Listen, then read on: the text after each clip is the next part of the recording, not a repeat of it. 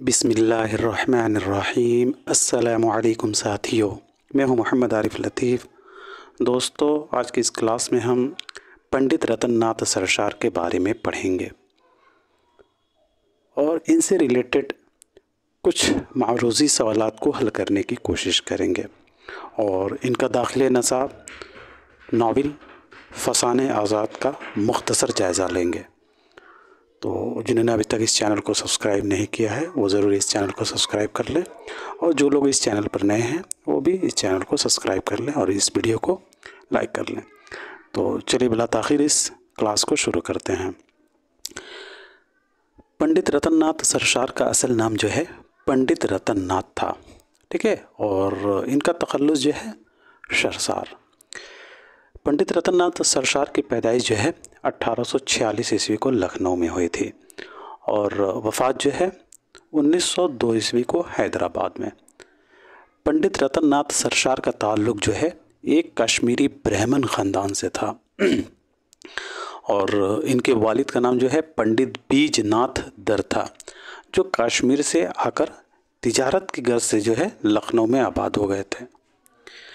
पंडित रतन नाथ सरशार ने ख़ानदानी दस्तूर के मुताबिक अरबी और फ़ारसी की तालीम मदरसे में और अंग्रेज़ी की तालीम जो है अंग्रेज़ों की कायम करदा किंग कॉलेज लखनऊ में की थी।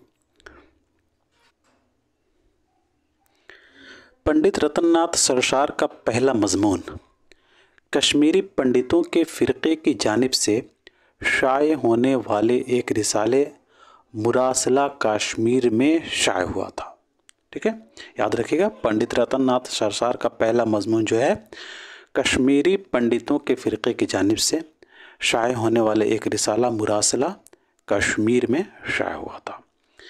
अब्दुल कादिर के मुताबिक पंडित रतन नाथ सरशार के नए तर्ज़ तहरीर की इब्तदा अवध पंच से हुई थी, याद रखिएगा। अब्दुल कादिर के मुताबिक जो है पंडित रतन नाथ सरशार के नए तर्ज़ तहरीर की इब्तदा जो है अवध पंच से हुई थी। ये लखनऊ से निकलने वाला एक मज़ाहिया जरीदा था अवध पंच, ठीक है, जिसके एडिटर जो है मुंशी सज्जाद हुसैन थे, जिन्होंने सबसे पहले उर्दू जरायद को मज़ा और ज़राफ़त से रोशनास कराया था। याद रखिएगा, ये सवाल पूछा जाता है, ठीक है। याद रखिएगा दोस्तों कि अब्दुल कादिर के मुताबिक जो है सरशार के नए तर्ज़ तहरीर की इब्तदा जो है अवध पंच से हुई थी और जो है ये अवध पंच क्या है, लखनऊ से निकलने वाला एक मज़ाहिया जरीदा, ठीक है, और इसके एडिटर कौन थे तो मुंशी सज्जाद हुसैन थे। बाद सफ़ा ये भी पूछ लिया जाता है कि अवध पंच के एडिटर कौन थे, तो याद रखिएगा मुंशी सज्जाद हुसैन। और ये कहाँ से निकलता था तो लखनऊ से निकलता था, ठीक है। मुंशी सज्जाद हुसैन ने सबसे पहले जो है उर्दू जरायद को मज़ा और ज़राफ़त से रोशनास कराया था। मुंशी नवल किशोर ने पंडित रतन नाथ सरशार को अगस्त 1878 ईस्वी को अवध अखबार का मुदीर मुकर्रर किया था। ये भी याद रखिएगा, ये भी इम्पोर्टेंट है, ठीक है। मुंशी नवल किशोर ने जो है सरशार को 1878 ईस्वी को अवध अखबार का मुदीर मुकर्रर किया था। 1878 में ही पंडित रतन नाथ सरशार ने ज़राफ़त के उन्वान के तहत किस्तवार अवध अखबार में लिखना शुरू किया था। ये भी याद रखना है कि 1878 ईस्वी में जो है पंडित रतन नाथ सरशार ने जो है ज़राफ़त के उन्वान के तहत किस्तवार अवध अखबार में लिखना शुरू किया था।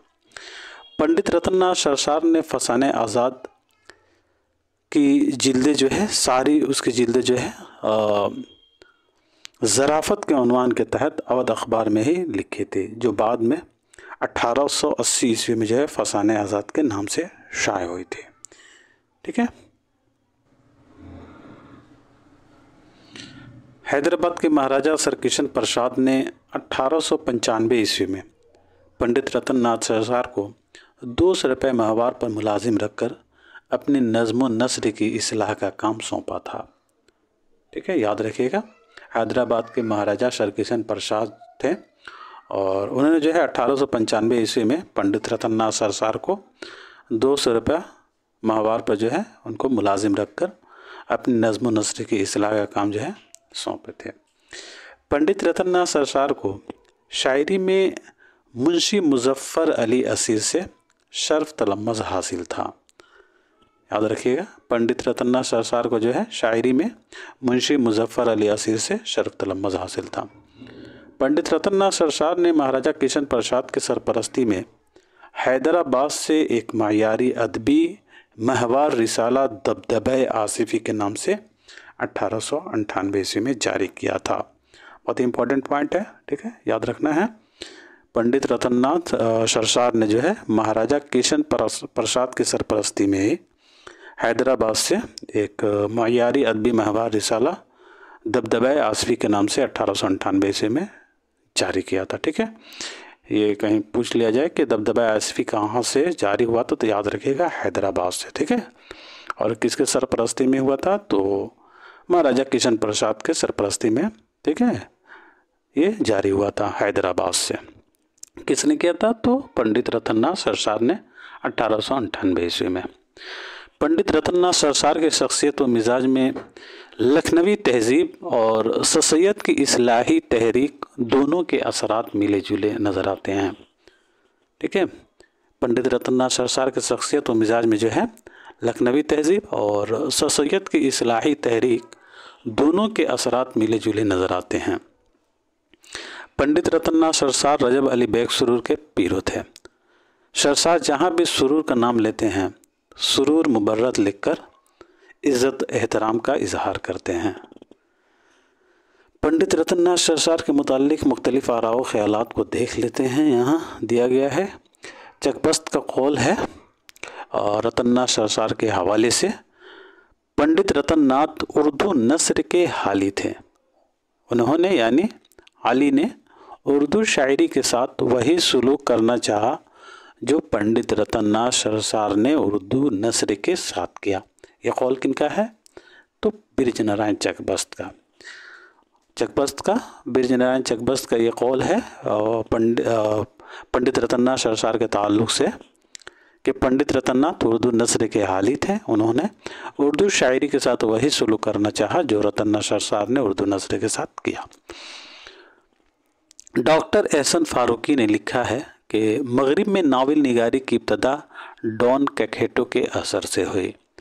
सरसार पर उसके असर से मालूम होता है कि आखिरकार उर्दू नावल की इब्तदा भी उसी के फैज़ से हुई। ठीक है, ये किसने लिखा है दोस्तों तो याद रखिएगा डॉक्टर एहसन फारूकी ने। डॉक्टर एहसन फारूकी ने क्या लिखा है कि मगरिब में नावल निगारी की इब्तदा जो है डॉन कैखेटो के असर से हुई है। सरसार पर उसके असर से मालूम होता है कि आखिरकार उर्दू नावल की इब्तदा भी उसी के फैज़ से हुई है। पंडित रतन्नाथ सरसार के कुछ अहम तसानीफ़ हैं जिन्हें आपको याद रखना है, इनसे अक्सर सवालात बनते हैं।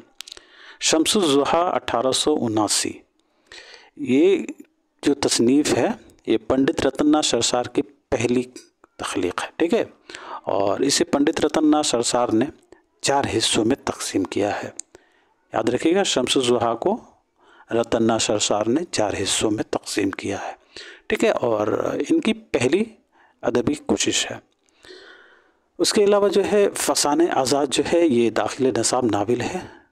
ठीक है, आमाल नामा रूस ये भी नावल है। जामे सरसार ये भी एक नावल है। सैर कोसार, कामनी, शाखे बनात और खुदाई फौजदार ये सभी जो हैं पंडित रतन्नाथ सरसार के नावल हैं। ठीक है, इनका दाखिल नसाब फसाने आज़ाद के बारे में बात करें तो फसाने आज़ाद की सने इशात जो है 1880 ईस्वी है। ठीक है, और फसाने आज़ाद पंडित रतन्नाथ सरसार का वह शाहकार नावल है जिसमें लखनऊ की मिटती हुई तहजीब की लाजवाब अक्कासी की गई है। यहाँ से सवाल बनता है। ठीक है, याद रखिएगा, आपको ऑप्शन में दे दिया जाएगा लखनऊ, हैदराबाद, दिल्ली।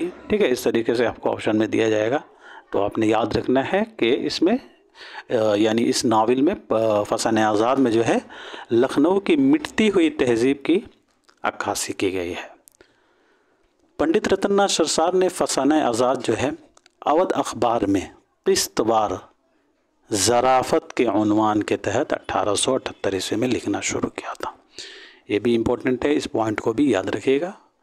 रतन्नाथ सरसार ने फसाने आज़ाद अपने नावल को जो है अवध अखबार में जो है किस्तवार, किस उन्वान के तहत, तो ज़राफ़त के उन्वान के तहत 1878 ईस्वी में लिखना शुरू किया था।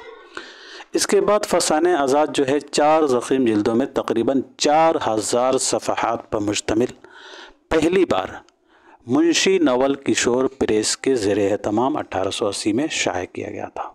ठीक है, याद रखिएगा, मुंशी नवल किशोर प्रेस के ज़ेर एहतमाम ये नावल शाये हुआ है फसाने आज़ाद।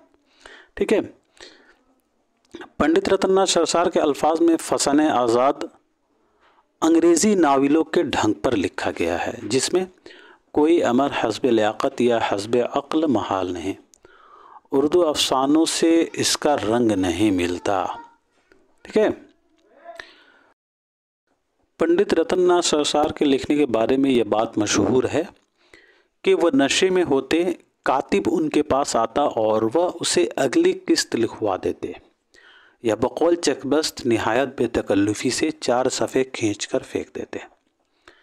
एहतशाम हुसैन के कौल इनके ताल्लुक़ से, अगर कोई बाकायदा प्लाट होता, कोई बुनियादी ख्याल होता, तो खूजी व न होता जो आज हमें मिला है।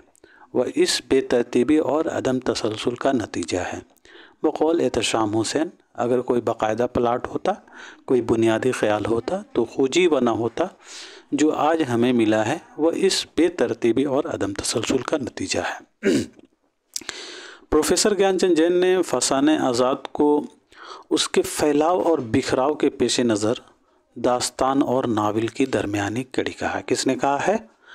तो ज्ञानचंद जैन ने फसाने आज़ाद को उसके फैलाव और बिखराव के पेश नज़र जो है दास्तान और नावल की दरमियानी कड़ी कहा है। फसाने आज़ाद का प्लाट के बारे में बात करें तो फसाने आज़ाद में तवील नावल की तरह 6 प्लाट हैं। और कितने हिस्सों में हैं साथियों? तो याद रखिएगा 4 हिस्सों में फसाने आज़ाद मुनक़िस्म हैं। और इसमें टोटल कितने प्लाट हैं? तो टोटल 6 प्लाट हैं।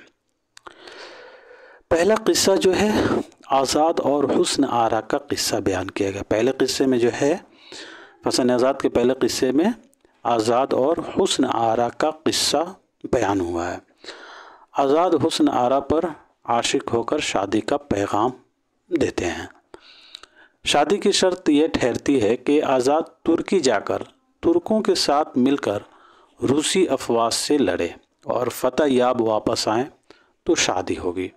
ऐसा ही होता है। यह किस्सा शादी पर ख़त्म होता है। फसाने आज़ाद का दूसरा किस्सा जो है हुमायूं फर और हुस्न आरा की बहन सेहर आरा के इश्क से ताल्लुक़ रखता है। याद रखिएगा, ये किरदार जो है हुमायूं फर और हुस्न आरा और सेहर आरा, ये बहुत ही इम्पोर्टेंट है। ठीक है, अक्सर पूछा जाता है। ठीक है, इसका दूसरा किस्सा जो है हुमायूं फर और हुस्न आरा की बहन सेहर आरा के इश्क से ताल्लुक़ रखता है। फसाने आज़ाद के तीसरे किस्से में जो है नवाब जुल्फ़िकार अली ख़ान की बटेरबाजी का किस्सा बयान किया गया है। याद रखिएगा कि फसाने आज़ाद के तीसरे किस्से में जो है नवाब जुल्फ़िकार अली ख़ान की बटेरबाजी का किस्सा बयान किया गया। और चौथे किस्से में अल्लाह रखी की एक बाज़ारी औरत है जो ज़िंदगी में मुख्तलिफ़ तबक़ों से गुज़रती हुई दिखाई जाती है। ठीक है, ये याद रखिएगा। जो चौथे किस्से में अल्लाह रखी है एक बाज़ारी औरत रहती है जो ज़िंदगी में मुख्तलिफ़ तबक़ों से गुज़रती हुई दिखाई जाती है। पाँचवें किस्सा खूजी के आज़ाद के साथ और अलग रहकर मुख्तलिफ़ वाक़यात में फंसने का किस्सा बयान किया गया। और छठे किस्से में मुतअद्दिद छोटे छोटे जो महल्लात में पैदा होते हैं और ख़त्म हो जाते हैं। नावल फसाने आज़ाद के किरदार के बारे में बात किया जाए तो आज़ाद हीरो है और हुस्न आरा हीरोइन रहती है। नावल फसाने आज़ाद का किरदार आज़ाद और हुस्न आरा जो है ये मरकज़ी किरदार हैं। आज़ाद के साथ खूजी का किरदार भी नाकाबिल फरामोश है। एक नई तहज़ीब का नुमाइंदा है तो दूसरा पुरानी तहज़ीब की यादगार। आज़ाद का किरदार खुद सरसार का धुंधला सा खाका है। फसाने आज़ाद में छोटे बड़े जो है तकरीबन 3000 किरदार हैं। इस नावल के अहम किरदार हुमायूं फर, सेहरारा, नवाब जुल्फ़िकार अली ख़ान, अल्लाह रखी ये बाद में सुरैया बेगम हो जाती है। उसके अलावा बड़ी बेगम, रूह अफ़ज़ा, हुरमुस जी, छिम्मी जान, शाह जी, अच्छे मिर्ज़ा, मुन्ने मियाँ, कमरन, नाजू, मटर गश्त, मसखरुद्दौला, पीर नाबालिग, बुलबुल बीमार, इस्मत, शमीम, वकील, कुदरत बेगम, मस्कूरी वग़ैरह हैं। ठीक है, अब इससे रिलेटेड हम मारूदी सवालात को हल करने की कोशिश करेंगे। पहला सवाल है, फसाने आज़ाद के बारे में कौन सी बात दुरुस्त है? इसमें लखनवी की तहजीब की अक्कासी की गई है। बी में है मरबूत प्लाट का नावल है। सी में दिया गया आज़ाद का अफसानी मजमुआ है। डी में दिया गया मोहम्मद हुसैन आज़ाद की सवानी उम्री है। जी, तो इस सवाल का हमारा सही जवाब हो जाएगा, हम लोगों ने अभी पढ़ा है, इसमें लखनऊ की तहजीब की अक्कासी की गई है। ठीक है, पहला इसका राइट आंसर हो जाएगा। ठीक है ना।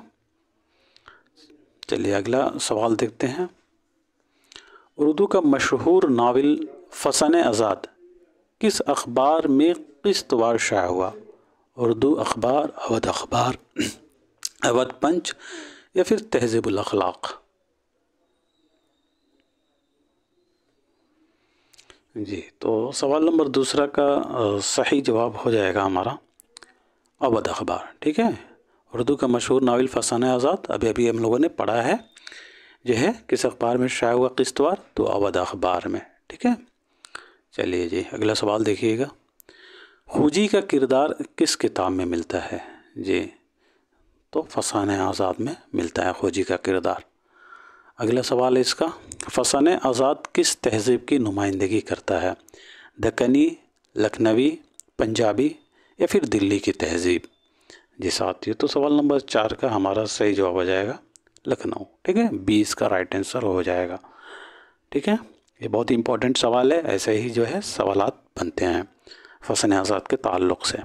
ठीक है, चलिए जी अगला सवाल देखिएगा। सवाल नंबर 5 है, फसाने आज़ाद में आज़ाद की महबूबा का नाम क्या रहता है? हुस्न आरा, नजमुन्निसा, बदरुन्निसा या फिर अंजुमन आरा? जी, तो सवाल नंबर 5 का सही जवाब हो जाएगा हुस्न आरा। याद रखिएगा, फसाने आज़ाद में आज़ाद की महबूबा का नाम जो है हुस्न आरा रहता है। ठीक है साथियों, चलिए अगला सवाल देखिएगा। किस नावल का हीरो रूस और तुर्की की जंग में शिरकत के लिए जाता है? जी, तो अभी हम लोगों ने पढ़ा है, आप लोगों को याद होगा ताज़ा। जी, तो फसाने आज़ाद इसका राइट आंसर हो जाएगा। ठीक है, चलिए जी सवाल नंबर 7 देखिएगा। इनमें कौन सा किरदार फसाने आज़ाद का नहीं है? इनमें कौन सा किरदार है जो फसाने आज़ाद का नहीं है? जी, तो सवाल नंबर 7 का सही जवाब हो जाएगा हमारा नवाब अमीनुद्दीन हैदर। ठीक है, इसके अलावा आज़ाद है, हुस्न आरा है और नाजू है। ठीक है, अगला सवाल है, फसाने आज़ाद कुल कितनी जिल्दों पर मुश्तमिल है? 4, 5, 3 या फिर 6? जी साथियों, तो इस सवाल का सही जवाब हो जाएगा 4। ठीक है, फसाने आज़ाद कब शाये हुई है? तो 1880 ईस्वी को शाये हुई है और इसमें 4 हिस्से हैं। और कितना प्लाट है? तो याद रखिएगा 6 प्लाट है। चलिए जी सवाल नंबर 9 देखिएगा। ज़ैल में चंद बयानात दर्ज हैं, उन्हें गौर से पढ़िए और सही बयानात की निशानदेही कीजिए। ए में दिया गया बयान है, पंडित रतन सरशार को पहला नावल निगार उनके नावल मिरातुल उरूज को पहला नावल तस्लीम किया जाता है। बी में दिया गया बयान है, नावल में शुरू से लेकर आखिर तक एक ही कहानी और एक ही प्लाट होते हैं। सी में दिया गया है, नावल में किरदार भी इब्तदा से आखिर तक एक ही होते हैं। और डी में दिया गया है, नावल में मफ़ौक़िल फ़ितरत नासिर की बहुतात होती है। ई में दिया गया है, नावल में हकीकी और वाक़ई हालात पेश किए जाते हैं। जी, तो सवाल नंबर 9 का जवाब बता दीजिएगा, इसका सही जवाब क्या होगा? जी, तो इस सवाल का सही जवाब हो जाएगा दूसरा, बी, सी और ई। बी, सी और इसका राइट आंसर हो जाएगा। देखिएगा बी में क्या दिया गया है, नावल में शुरू से लेकर आखिर तक एक ही कहानी और एक ही प्लाट होता है, तो ये बात दुरुस्त है। नावल में किरदार भी इब्तदा से आखिर तक एक ही होते हैं। जी बिल्कुल, ये भी दुरुस्त है। नावल में हकीकी और वाकई हालात पेश किए जाते हैं, ये भी दुरुस्त है। डी में दिया गया जो बयान था, नावल में माफ़ौक़ुल फ़ितरत अनासिर की बहुतायत होती है, तो ये गलत हो जाएगा। बल्कि किस में होती है आप लोगों को मालूम ही होगा। जी, दास्तान में होती है। ठीक है, दास्तान में माफ़ौक़ुल फ़ितरत अनासिर की बहुतायत होती है, नावल में नहीं। तो इस एतबार से यहाँ डी गलत हो जाएगा हमारा। और यहाँ ए में दिया गया है, रतन नाथ सरसार को पहला नावल निगार उनके नावल मिरातुल उरूज को पहला नावल तस्लीम किया जाता है। तो ये गलत हो जाएगा साथियों, बल्कि रतन नाथ सरसार को नहीं, डिप्टी नज़ीर अहमद को पहला नावल निगार और उनके नावल मिरातुल उरूज को पहला नावल तस्लीम किया जाता है। ठीक है, मिरातुल उरूज जो है 1869 ईस्वी में जो है डिप्टी नज़ीर अहमद ने उर्दू का पहला नावल लिखा था। चलिए जी, अगला सवाल देखिएगा।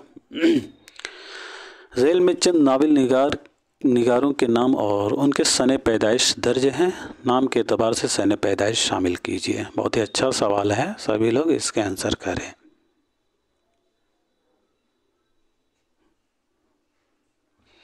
जी, तो सवाल नंबर 10 का सही जवाब हो जाएगा हमारा तीसरा। ठीक है, तीसरा यहाँ पे है। नज़ीर अहमद की सन पैदाइश क्या है? तो याद रखिएगा, नज़ीर अहमद की सन पैदाइश 1830 ईस्वी को। रतन नाथ सरसार की सन पैदाइश 1846 ईस्वी को है। और अब्दुल हलीम शर्र की सन पैदाइश 1860 है। मिर्ज़ा हादी रसवा की सन पैदाइश कब है? तो याद रखिएगा 1858 है। प्रेमचंद की कब है? तो 1880 है। और इसमें चुगताई की कब है दोस्तों? तो याद रखिएगा इसमें चुगताई की अगस्त 1915 को। ठीक है, चलिए जी, अगला सवाल देखिएगा। झेल में जाए पैदाइश के एतबार से 2 ज़ुमरे सही हैं और 2 गलत। 2 सही ज़ुमरे की निशानदेही कीजिए। जी दोस्तों, तो सवाल नंबर 11 का हमारा सही जवाब हो जाएगा पहला। ठीक है, ए और बी। कैसे होगा ए और बी? तो ए और बी जो हैं, अब्दुल हलीम शर्र, रतन नाथ सरसार, हादी रसवा, शौकत सिद्दीकी, इन सभी का ताल्लुक जो है कहाँ से है? ये जाए पैदाइश के हिसाब से पूछा जा रहा है जी। तो शौकत सिद्दीकी का ताल्लुक जो है लखनऊ से है ना। हाँ ठीक है जी। जी याद रखिएगा, अब्दुल हलीम शाह, रतन नाथ सरसार, मिर्ज़ा हादी रसवा और शौकत सिद्दीकी, इन सभी का ताल्लुक जो है लखनऊ से है। और बी में जो यहाँ दिया गया है, इसमें चुगताई, जिलानी बानो, आले मसूर, शौकत अली खां फ़ानी बदायूनी और इरफान सिद्दीकी, इन सभी का ताल्लुक जो है कहाँ से है? तो याद रखिएगा बदायूं से है। ठीक है, बात समझ में आ गई। इनके बारे में बात करें तो अब्दुल हलीम शर्र की पैदाइश जो है 1830 ईस्वी को लखनऊ में हुई है और वफ़ात 1926 ईस्वी को कहाँ हुई है? तो याद रखिएगा लखनऊ ही में। रतन नाथ सरसार की पैदाइश कब हुई है? तो पंडित रतन नाथ सरसार की पैदाइश 1846 ईस्वी को लखनऊ में और वफ़ात जो है 1902 ईस्वी को हैदराबाद में। हादी रसवा की पैदाइश कब हुई है? तो हादी रसवा की पैदाइश 1858 ईस्वी को लखनऊ में और वफ़ात 1931 ईस्वी को हैदराबाद में। शौकत सिद्दीकी साहब की पैदाइश 1923 ईस्वी को, ठीक है, 1923 ईस्वी को लखनऊ में और वफ़ात 2006 ईस्वी को कराची में। इसमें चुगताई की पैदाइश कब हुई है? तो इसमें चुगताई की पैदाइश अगस्त 1915 ईस्वी को, ठीक है, बदायूं में और वफ़ात 1991 ईस्वी को मुंबई में। जिलानी बानो की पैदाइश कब हुई है? तो याद रखिएगा 1936 ईस्वी को हुई है बदायूं में। आले मसूर की पैदाइश कब हुई है? तो आले मसूर की पैदाइश 1911 ईस्वी को बदायूं में और वफ़ात 2002 ईस्वी को अलीगढ़ में। ठीक है, फ़ानी बदायूनी की पैदाइश कब हुई है? तो फ़ानी बदायूनी की पैदाइश जो है इनकी पैदाइश जो है 1879 ईस्वी को, ठीक है, बदायूं में हुई और वफ़ात 1941 ईस्वी को हैदराबाद में। ठीक है साथियों, मुंशी प्रेमचंद की पैदाइश और वफ़ात के बारे में बात करें तो 1880 ईस्वी को जो है मुंशी प्रेमचंद की पैदाइश है बनारस में, और वफ़ात 1936 ईस्वी को बनारसी में इंतकाल हुआ है। बेदी की पैदाइश सितंबर 1915 ईस्वी को हुई है। कहाँ हुई है? तो लाहौर में। और वफ़ात कब हुई है? तो याद रखिएगा 1984 ईस्वी को मुंबई में। कृष्णचंद्र की पैदाइश कब हुई है? तो नोट कर लीजिएगा, कृष्णचंद्र की पैदाइश नवंबर 1914 ईस्वी को हुई है। ठीक है, नवंबर 1914 ईस्वी को पंजाब में, और वफ़ात 1977 ईस्वी को मुंबई में। कलीमुद्दीन अहमद साहब की पैदाइश 1908 ईस्वी को पटना में हुई है, और वफ़ात जो है कब हुई है? तो 1983 ईस्वी को पटना ही में हुई है। इकबाल मजीद साहब की पैदाइश 1934 ईस्वी को हुई है। कहाँ हुई है बता दीजिएगा? तो मुरादाबाद में। इकबाल मजीद की पैदाइश 1934 ईस्वी को मुरादाबाद में, और वफ़ात 2019 ईस्वी को भोपाल में। ठीक है, कुर्रतुल ऐन हैदर की पैदाइश कब हुई है? तो इसको भी नोट कर लीजिएगा। कुर्रतुल ऐन हैदर की पैदाइश 1927 ईस्वी को कहाँ हुई है? तो अलीगढ़ में, और वफ़ात 2007 ईस्वी को नोएडा में हुई है। ठीक है, शहरियार की पैदाइश जो है साथियों, शहरियार की पैदाइश नोट कर लीजिएगा 1936 ईस्वी को बरेली में हुई है, और वफ़ात 2012 ईस्वी को अलीगढ़ में। ठीक है, चलिए जी बढ़ते हैं अगले सवाल की तरफ। सवाल नंबर 12 है। यहाँ ज़ैल में चंद बयान दिए गए हैं, उन्हें गौर से पढ़िए और सही बयान की निशानदेही कीजिए। ए में दिया गया है फसाने आज़ाद में दिल्ली की मिटती हुई तहजीब की अक्कासी की गई है। बी में दिया गया बयान है रतन्ना सरशार ने अवध अखबार में ज़राफ़त के उन्वान के तहत फसाने आज़ाद को किस्तवार लिखना 1878 ईस्वी में शुरू किया था। और सी में दिया गया अली अब्बास हुसैनी ने फसाने आज़ाद को उसके फैलाव और बिखराव के पेश नज़र दास्तान और नाविल की दरमियानी कड़ी कहा है। डी में दिया गया है यहाँ नाविल फसान आज़ाद 4 ज़ख़ीम जिल्दों पर मुश्तमिल है। और ई में दिया गया बयान है डॉक्टर एहसन फ़ारूक़ी का मानना है कि मगरिब में नावल निगारी की इब्तदा डॉन कखेटो के असर से हुई, और सरशार पर उसके असर से मालूम होता है कि आखिरकार उर्दू नावल की इब्तदा भी उसी के फैज़ से हुई। जी, तो सवाल नंबर 12 का हमारा सही जवाब हो जाएगा दूसरा। ठीक है, बी, डी और ई। बी, डी और ई। रतन्ना सरशार ने अवध अखबार में ज़राफ़त के उन्वान के तहत जो है 1878 ईस्वी को लिखना शुरू किया था। ठीक है, और नावल फसान आज़ाद 4 ज़ख़ीम जिल्दों पर मुश्तमिल है, ये भी ठीक है। और डॉक्टर एहसन फ़ारूक़ी का मानना है कि मगरिब में नावल निगारी की इब्तदा डॉन कखेटो के असर से हुई, सरशार पर उसके असर से मालूम होता है कि आखिरकार उर्दू नावल की इब्तदा भी उसी के फैज़ से हुई। और यहाँ जो ए में जो बयान दिया गया है फसान आज़ाद में दिल्ली की मिटती हुई तहजीब की अक्कासी की गई है, तो ये गलत हो जाएगा साथियों, बल्कि हम लोगों ने अभी क्या पढ़ा है जी, तो लखनवी। ठीक है, लखनवी तहजीब की अक्कासी की गई है। ठीक है, दिल्ली नहीं होगा, आप लोग ज़रूर याद रखिएगा। और यहाँ सी में जो दिया गया है अली अब्बास हुसैनी, तो अली अब्बास हुसैनी नहीं था, हम लोगों ने क्या पढ़ा था जी, प्रोफेसर ज्ञानचंद जैन ने। ठीक है, प्रोफेसर ज्ञानचंद जैन ने फसान आज़ाद को उसके फैलाव और बिखराव के पेश नज़र दास्तान और नावल की दरमियानी कड़ी कहा है। ठीक है, यही ना हम लोगों ने पढ़ा था जी। तो ये इस तरह के ऐसे पैटर्न पे जो है सवाल आते हैं, याद रखिएगा। ठीक है, चलिए जी बढ़ते हैं अब अगले सवाल की तरफ। अगला सवाल है ज़ैल में से 2 ज़ुमरे सही हैं और 2 गलत, 2 सही ज़ुमरे की यहाँ निशानदेही करना है। आज का ये हमारा आखिरी सवाल है जी। तो इस सवाल का सही जवाब होगा साथियों चौथा, यानी सी और डी।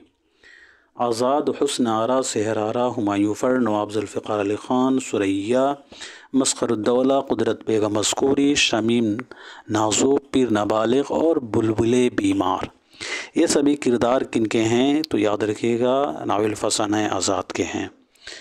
यहाँ जो किरदार दिया गया है अंजुमन आरा का, यहाँ अंजुमन आरा का जो किरदार दिया गया है, ये किरदार जो है दोस्तों याद रखिएगा दास्तान फसाने अजायब का है। रजब अलबेग सुरूर का दाखिल नसाब दास्तान फसाने अजायब का किरदार है अंजुमन आरा, और ये बहुत ही मशहूर किरदार है, इसे भी याद रखिएगा, अक्सर ये भी पूछा जाता है अंजुमन आरा। ठीक है, इसके अलावा जो किरदार हैं आज़ाद और क्या हैं, हुरमुज़ जी, छिम्मी जान, शाह जी, अच्छे मिर्ज़ा, तो ये सभी जो हैं फरज़ान आज़ाद के ही किरदार हैं। और यहाँ बी में जो है कलीम, ठीक है, कलीम, ठीक है। इसके अलावा यहाँ दिया गया सलीम और मिर्ज़ा ज़ाहिरदार बेग, ये तीनों किरदार जो हैं डिप्टी नज़ीर अहमद का दाखिल निसाब नावल तौबतुन नसूह का किरदार हैं, ठीक है, याद रखिएगा। कलीम, सलीम और मिर्ज़ा ज़ाहिरदार बेग ये डिप्टी नज़ीर अहमद के नावल तौबतुन नसूह के किरदार हैं। इसके अलावा यहाँ खूजी, मटरगश्त और इस्मत का जो किरदार है, इस्मत और वकील, तो ये किरदार जो हैं फरज़ान आज़ाद के ही हैं, ठीक है दोस्तों। तो आज के लिए इतना ही रखते हैं, फिर मिलते हैं अगले क्लास में, तब तक के लिए खुदा हाफिज़।